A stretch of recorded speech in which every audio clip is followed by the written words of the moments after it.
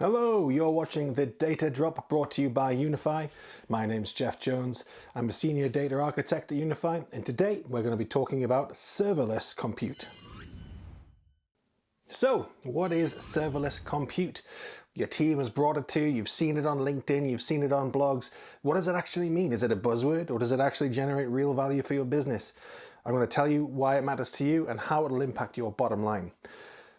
Serverless compute is the infrastructure which runs your workloads without having to manage your servers. If you think of it like electricity in your office or home, you flick a switch, the electricity comes in, it does what you need it to do. When you're finished, you turn the switch off, it's gone. You only pay for what you need, and you don't need to think about things like, where does it come from? How much am I going to need ahead of time? How do I get the infrastructure in place to get it from the grid to my computer to my lighting? We're not having to think about things like that, and that's the same with serverless compute. Previously, you would have a lot of time spent by your engineers and your infrastructure team trying to set up your compute clusters, your interactive clusters, your job clusters, making sure they're right sized, they're not too small so it takes too long for jobs to complete and therefore cost you more money, or they're too big and you're just burning that capacity. With serverless, you don't even need to think about that. It frees up your engineers and your infrastructure team. You only pay for what you use. So when you need to run a job or you need to execute a SQL command or run an ML script, it spins up, it does the job, and it spins down. And there's where it gets really cool, because we think we get about 7 times faster time to live with serverless compute. So these are really cool concepts, but does it work in reality? And the answer is absolutely. It does depend on your workload, but typically if you have unpredictable workloads, you're scaling out your team, you're really interested in cost control, it's absolutely critical for that.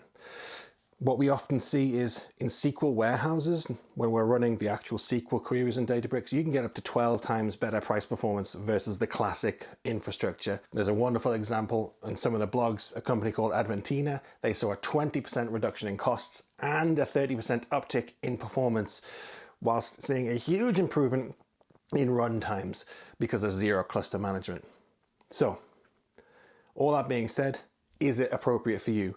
It's definitely worth checking out. There are a couple of scenarios in which you might want to stick with provisioned compute. For a lot of workloads, it's worth testing it because you might see a significant reduction in cost and in runtime, as well as freeing up your team, your engineers, to actually do the jobs that they like to do, building pipelines, producing data value for your business, rather than tweaking clusters, getting the quota up from Azure portal to add more vCPUs to your quota. Everyone's been there. It's not fun. It's not a pleasant experience. Serverless gets rid of that. Okay, I hope that's been of use to you. If you want to know more, we've got great blogs and white papers on our website, unifeye.ai. There's plenty more content on LinkedIn to come up. If you have any questions or comments or concerns, reach out to us on LinkedIn, drop us an email via the website, and I'll see you on the next video.